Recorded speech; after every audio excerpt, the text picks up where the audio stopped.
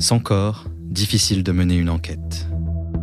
Le feu est souvent le meilleur complice des meurtriers et provoque la destruction de preuves matérielles. Destruction, oui, mais pas disparition. Aujourd'hui, l'expertise d'anthropologues légistes permet d'analyser des ossements même méconnaissables.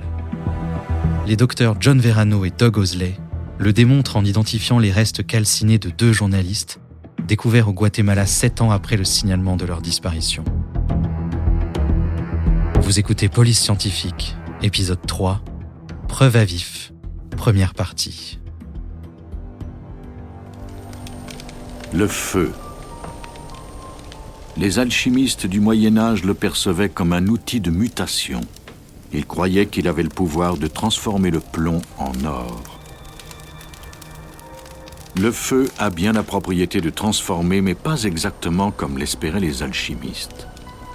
Il s'agit d'un procédé appelé oxydation, c'est-à-dire le mariage de l'oxygène et d'une autre substance. Cette combinaison crée de nouveaux composés tels que le carbone et, ce faisant, libère une incroyable quantité d'énergie sous forme de chaleur et de lumière. Tout feu requiert une étincelle pour être déclenché. C'est cette petite décharge d'énergie qui entraîne toute une série de réactions.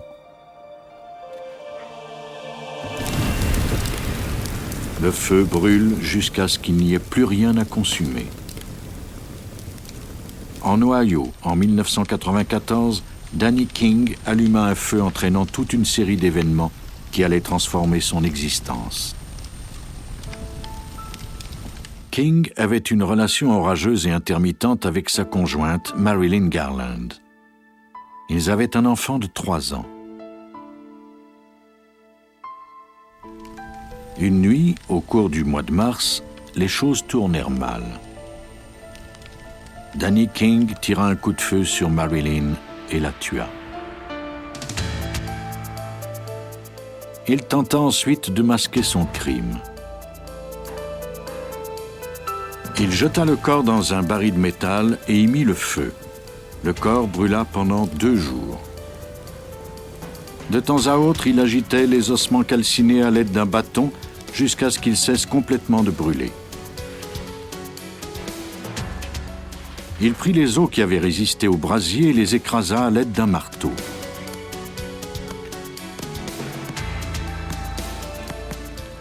Il recueillit les petits fragments et les jeta dans une rivière. Il se disait sans doute que, sans corps, on ne pourrait pas prouver qu'il y avait eu meurtre. Il plaça ensuite le baril à côté d'autres barils identiques derrière un entrepôt. 6 jours plus tard, et convaincu d'être à l'abri de tout soupçon, Danny King appela la police pour signaler la disparition de Garland. C'est l'inspecteur Ray Todd qui fut assigné à l'enquête. Danny King a signalé la disparition de Marilyn le 26 et a dit qu'elle était partie depuis une semaine. Ce n'était pas la première fois que Marilyn partait quelques jours pour faire la fête. Dans son bureau, l'inspecteur Todd consulta les rapports de personnes disparues. Malgré la réputation de Garland, il ne pouvait prendre cette affaire à la légère. Il fut assisté dans sa tâche par le détective Gregory McCaw. Ce dernier apprit que la famille de Garland était très inquiète au sujet de sa disparition. Nous avons parlé à des membres de sa famille et nous avons obtenu des déclarations contradictoires. Elle avait bien été insouciante quelques années auparavant, mais pas depuis qu'elle avait un petit garçon. Elle ne serait pas partie sans lui. Quelque chose sonnait faux. Ils ne croyaient tout simplement pas qu'elle ait pu prendre ses affaires et partir ainsi. Ils étaient convaincus que quelque chose lui était arrivé. Le détective McCaw poursuivit son enquête. La procédure normale était d'abord de questionner la personne qui avait signalé la disparition. Ils convoquèrent Danny King à un interrogatoire en règle. C'était son petit ami, donc un suspect. Notre but était d'éliminer cette hypothèse dès le départ. Mais ce n'est pas ce qui arriva. L'interrogatoire prit une tournure inattendue. Après cette entrevue, nous lui avons demandé s'il accepterait d'être interrogé avec un détecteur de mensonges. Il a alors essayé de changer de sujet. Cela nous a mis la puce à l'oreille.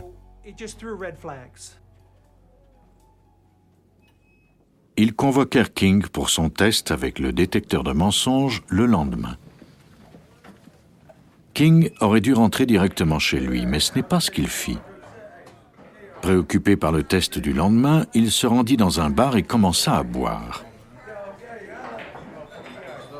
Il y rencontra un camarade et lui fit part de son inquiétude. Plus il buvait, plus il parlait. Bientôt, il avoua avoir tué Garland. Lorsque son camarade comprit que King disait la vérité, il alerta immédiatement la police. Il a déclaré qu'il venait de quitter le bar où King et lui trinquaient depuis quelques heures Inspecteur Ray Todd. et que King avait avoué avoir commis un meurtre. La police disposait maintenant de 3 éléments pour poursuivre son enquête. Une femme disparue, une confession à un tiers dans un bar et un suspect nerveux à l'idée de passer le test du détecteur de mensonges. En termes de preuves, c'était mince. Mais les détectives Mako et Todd espéraient au moins mettre King en détention préventive. King vivait avec son enfant de 3 ans et un chien de garde. Les policiers hésitaient à le faire arrêter chez lui. Pour plus de sécurité, ils décidèrent d'attendre au lendemain. Ils ignoraient si King était violent, mais le seul fait qu'il ait peut-être commis un meurtre en faisait un homme dangereux.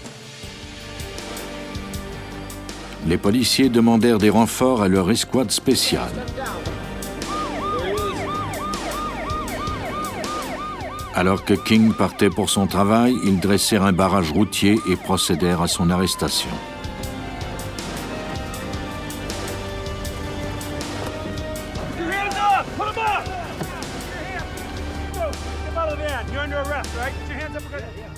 Ils pouvaient maintenant poursuivre leur enquête et chercher de nouveaux indices. Ils obtinrent un mandat de perquisition et fouillèrent la maison de King, mais n'y découvrirent rien. Des plongeurs explorèrent le fond de la rivière et le canal à la recherche du corps, mais sans succès. Sans cadavre, sans armes ou autre indice incriminant, l'inspecteur Todd ne pouvait rien faire et il devait remettre Danny King en liberté. Mais si King s'était bien servi d'un baril de métal pour brûler le corps, il devait se trouver quelque part. Tout ce qu'on avait découvert était un bout de pelouse brûlée. La police mit une annonce dans les journaux dans l'espoir de retrouver le baril. Peu après la publication de l'annonce, la police reçut un appel d'un homme d'affaires local. Un de ses employés avait été intrigué de découvrir un baril additionnel derrière leur entrepôt. L'inspecteur Todd se rendit sur place pour y jeter un coup d'œil. J'ai remarqué qu'il y avait des débris au fond. Je me suis penché et j'ai ramassé quelque chose qui ressemblait à un fragment d'os. Quand j'ai vu ça, j'ai tout de suite su que c'était le baril utilisé pour brûler le corps de Marilyn Garland. Il contacta Douglas Owsley de la Smithsonian Institution à Washington. Owsley s'est acquis une réputation internationale en matière d'identification d'ossements humains. Dans le cas de Marilyn Garland, Owsley raclait littéralement le fond du baril. Les seuls indices dont il disposait étaient 2,9 grammes de fragments d'eau, ce qui représentait environ le poids de 3 trombones. Il disposait également de 3 petits éclats d'émail de dents. Ces éléments avaient brûlé pendant 2 jours et avaient été déformés par le processus. Owsley pourrait-il en tirer quelque chose malgré tout? L'anthropologue légiste Douglas Owsley fit face à de multiples embûches lors de l'enquête sur le meurtre de Marilyn Garland. La première consistait à déterminer si les ossements découverts dans le baril étaient bien humains. Nous avons été très chanceux, car un des fragments provenait d'un doigt. Il est facile de voir que les animaux ont des os de pattes caractéristiques. Prenez un sabot, par exemple, ou pensez à ce dont une patte de chien a l'air. C'est très différent des humains.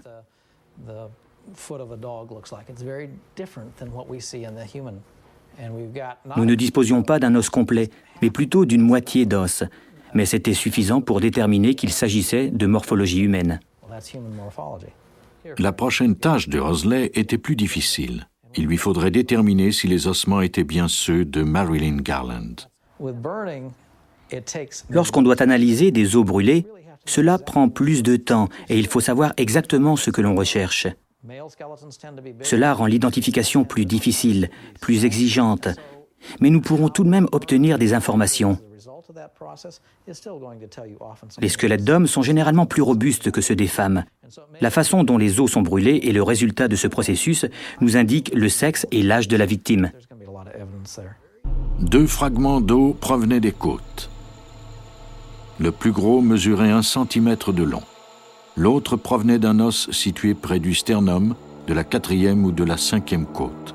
Cet os fournit à Owsley son premier indice sur l'identité de la victime.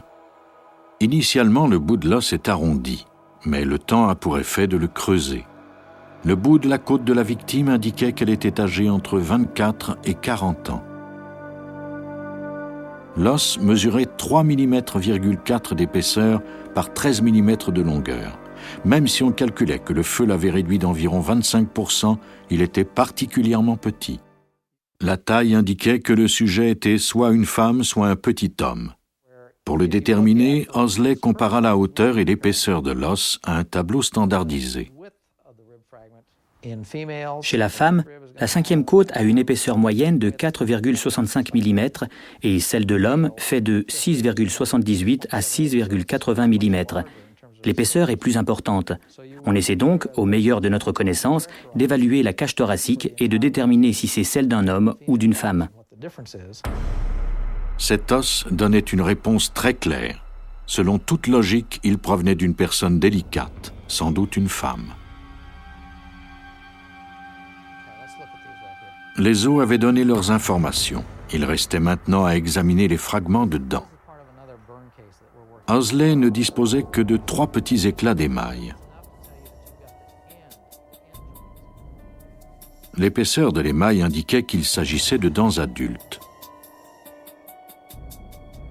La forme des fragments fournissait des informations sur leur emplacement dans la bouche de la victime.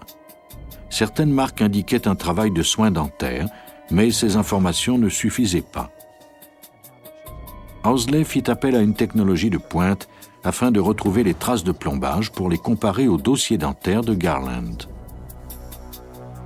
Il envoya les fragments au laboratoire d'analyse de la Smithsonian, où ils subirent une spectroscopie par résonance magnétique. L'alliage de la plupart des plombages est constitué d'un mélange d'argent, d'étain, de mercure et de cuivre. Ces métaux fondent à la chaleur du feu, mais laissent derrière eux des traces invisibles qui sont perceptibles lors de la spectroscopie. Un des fragments de la dent est placé dans une chambre sous vide. Un faisceau électronique bombarde l'échantillon. Le viseur est très précis. La spectroscopie renvoie une image en 3 dimensions, ce qui permet à l'opérateur de mieux diriger le faisceau. Le courant d'énergie excite les électrons contenus dans l'échantillon et provoque l'envol de certains d'entre eux. Certains éléments fournissent plus d'électrons que d'autres.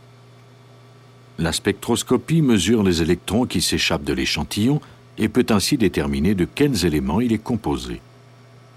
Les résultats sont affichés sous forme graphique. Chaque pointe représente un élément différent. La hauteur des pointes correspond à la quantité contenue dans l'échantillon. Ce graphique fut remis à Owsley pour analyse. Voici une section de la spectroscopie du fragment d'une des dents. Doug Owsley, anthropologue légiste. On peut voir les pointes de calcium et de phosphore. Il s'agit de l'émail d'une dent normale. Sur ce même fragment, si on analyse une autre section, on remarque une pointe indiquant la présence d'étain. Il y avait donc de l'étain sur cette dent. La spectroscopie indiquait que 3 des fragments contenaient des traces d'étain et 2 des traces de cuivre. Ces métaux se trouvaient en des endroits spécifiques de la dent, ce qui indiquait qu'ils provenaient de plombage et non du baril de métal lui-même. Owsley était parvenu à démontrer que ces fragments provenaient des prémolaires grâce à leur forme. Il savait maintenant que ces 3 dents avaient toutes été plombées. Il allait donc comparer ces données au dossier dentaire de Marilyn Garland. J'ai travaillé avec un dentiste pour déterminer quelles dents elle avait perdues au cours de sa vie, lesquelles avaient été plombées, quel type d'alliage avait été utilisé. Nous avons ainsi établi un dossier personnel qui nous a ensuite servi de base de comparaison. La plupart des prémolaires de Marilyn Garland portaient des plombages. Cela correspondait en tout point aux découvertes de Horsley. Je n'ai jamais pu affirmer qu'il s'agissait de telle ou telle dent, mais je pouvais affirmer qu'elle avait ces dents et que de ces 8 dents, 7 étaient plombées. Et je disposais de 3 fragments provenant de ces dents, et ils portaient tous des traces de plombage. C'était plausible. Cela corroborait la comparaison et nous fournissait un nouvel indice. Chacun de ces indices s'ajoutait aux autres pour créer le portrait d'une victime qui ressemblait étrangement à Marilyn Garland. Marilyn Garland était âgée de 35 ans, mesurait 1,55 m et pesait 52 kilos. De toute évidence, ils ne pouvaient prouver que c'était elle. Détective Gregory Mako. Mais ils pouvaient cependant affirmer qu'il s'agissait d'une petite femme, possiblement une femme blanche, qu'elle était âgée entre 25 et 35 ans. Ils ont vraiment pu restreindre le champ de leurs recherches et c'est ce qui m'a surpris. À partir de quelques ossements calcinés, pouvoir obtenir tant d'informations. C'était très surprenant. Peu avant son procès, Danny King apprit qu'il avait laissé assez d'indices pour justifier le témoignage d'experts légistes et que ces derniers risquaient fort d'identifier Marilyn Garland. Troublé par cette nouvelle, King commit une autre erreur. Danny King s'est à nouveau confessé, cette fois-ci à son compagnon de cellule, à la prison de Summit County, et son compagnon a fini par nous le dire. Inspecteur Ray Todd. Danny King lui avait même dit où il avait jeté son arme à feu. King avait déclaré avoir caché son revolver dans un collecteur d'eau pluviale derrière un restaurant. Le détective Todd se rendit sur les lieux et trouva tout de suite l'arme. Les policiers disposaient de tout ce dont ils avaient besoin, les aveux, le baril calciné et l'arme du crime. Quant aux fragments d'eau, l'analyse de Douglas Horsley fournirait des indices très convaincants. Danny King fut déclaré coupable de meurtre et condamné à une peine d'emprisonnement minimale de 21 ans. Des générations de meurtriers ont utilisé le feu pour éliminer les traces de leurs crimes, mais il reste toujours certains indices qui n'attendent qu'à être découverts. Au Tennessee, des enquêteurs ne disposaient que de quelques fragments d'eau brûlés pour déterminer non seulement l'identité d'un homme, mais également les étranges circonstances de sa mort. Le 15 janvier 1981, à Kingsport, au Tennessee, une maison est complètement ravagée par le feu sans que les pompiers ne parviennent à la sauver. Personne n'avait revu le propriétaire, James Grizzle, depuis le sinistre. On ne s'en était pas inquiété, car Grizzle passait la plupart de son temps en Virginie. Le détective James Moffitt de la police de Kingsport reçut un appel de la mère de Grizzle en Virginie. Elle n'avait pas eu de nouvelles de son fils depuis plusieurs jours. Moffitt eut le pressentiment qu'il se passait quelque chose d'anormal. Il savait que Grizzle avait engagé un homme qui résidait chez lui. L'homme s'appelait Stephen Leon Williams et il aidait Grizzle à faire des travaux de rénovation. Je connaissais Stephen Leon Williams. J'enquêtais sur cet individu à propos de certains vols.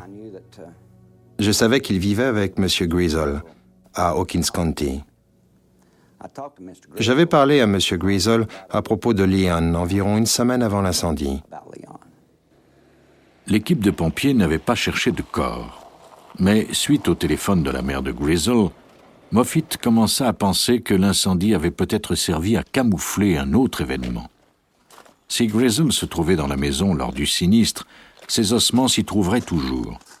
Moffitt aurait besoin de l'aide d'experts pour déterminer si la mort de Grizzle était accidentelle ou si c'était un meurtre. Il contacta l'anthropologue légiste de l'État, William Bass. C'était un cas intéressant. D'habitude, lorsqu'une maison brûle, il y a la présence des pompiers. Beaucoup de personnes se trouvent sur les lieux. Mais dans ce cas-ci, personne n'était allé dans la maison. Quand nous sommes arrivés, il n'y avait même pas d'empreinte de pas. Nous étions les premiers à y mettre les pieds. Le site était intact. S'il y avait eu un crime, cela signifiait que les indices y seraient toujours. Moffett indiqua à Bass l'emplacement des chambres, de la cuisine et de la salle de séjour afin que ce dernier puisse s'y retrouver. Comme s'il s'agissait d'une excavation archéologique, l'équipe examina et manipula à la truelle et au pinceau tous les débris. On prenait soin de ne déplacer qu'une seule brique à la fois afin de s'assurer qu'aucun indice n'échapperait à l'analyse. Environ 1 heure après le début des fouilles, Bass découvrit sur le sol de ciment de la cave des os humains qui provenaient de la partie inférieure d'une jambe. Bientôt, l'équipe découvrit d'autres ossements dispersés à travers les décombres. Un scénario commençait à prendre forme. Le corps était couché sur le dos, mais les jambes étaient par-dessus le corps. William Bass, anthropologue légiste de l'État. Comme lorsqu'on est couché et qu'on lève les jambes vers la tête. Mais il n'y avait plus de tête. La victime avait été séparée en deux à la hauteur des épaules et la tête était à 3,5 mètres de distance de l'autre partie du corps. Le fait en soi n'était pas si étrange. La victime avait très bien pu tomber de l'étage et son corps s'était fracassé sur le sol de la cave. Ce n'était peut-être pas cependant ce qui s'était produit. Si le corps était tombé, Bass aurait découvert des débris entre le squelette et le sol. Mais la victime avait littéralement fusionné avec le sol.